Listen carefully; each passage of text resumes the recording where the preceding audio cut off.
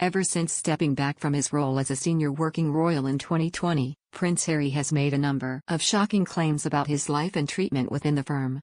While the revelations vary between his sour relationship with Prince Charles to the breakdown of his bond with his brother, Prince William, there is one key theme that he has spoken about time and time again. Harry has been very open over the years about the effect that his mother's death had on his mental health, as he was just 12 years old when Diana was killed in a car crash. The prince has previously revealed how he keeps his late mother close and how he is instilling her memory in his own children. And, according to Diana, Princess of Wales biographer Andrew Morton, Harry uses another method to do this. Love the royals. Sign up for the Mirror's daily newsletter to get all the latest news on the Queen, Charles, Kate, Wills, Meghan, Harry and the rest of the firm. Click here to sign up.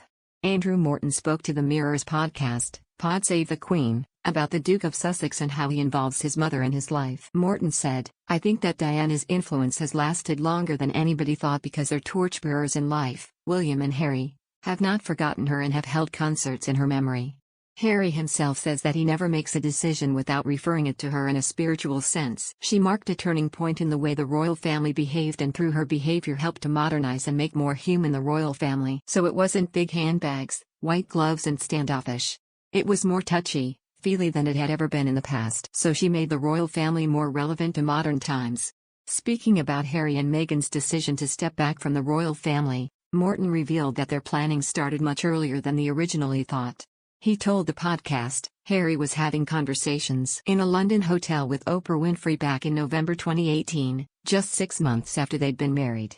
So they were thinking about a different direction of travel pretty early on.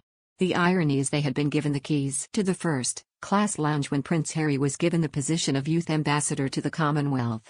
This was effectively the Queen's way of saying, you do the rest of the world, leave William and Catherine to do the UK, where they will eventually be the heads of state. Prince Harry was previously very open about the struggles he faced after his mother's death when he co-created the mental health documentary series The Me You Can't See with Oprah Winfrey for Apple TV.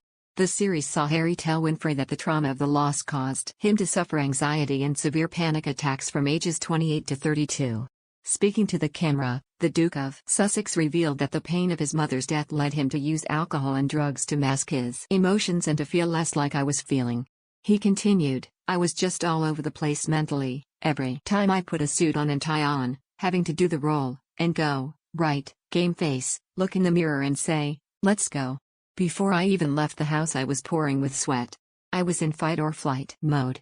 Elsewhere in the program, Harry spoke in searing detail about his relationship with his father, Prince Charles. He said, has treated me the way he was treated, so how can I change that for my own kids? My father used to say to me when I was younger, he used to say to both William and I, well, it was like that for me, so it's going to be like that for you. That doesn't make sense. Just because you suffered doesn't mean that your kids have to suffer. In fact, quite the opposite. If you suffered, do everything you can to make sure that whatever negative experiences you had, that you can make it right for your kids.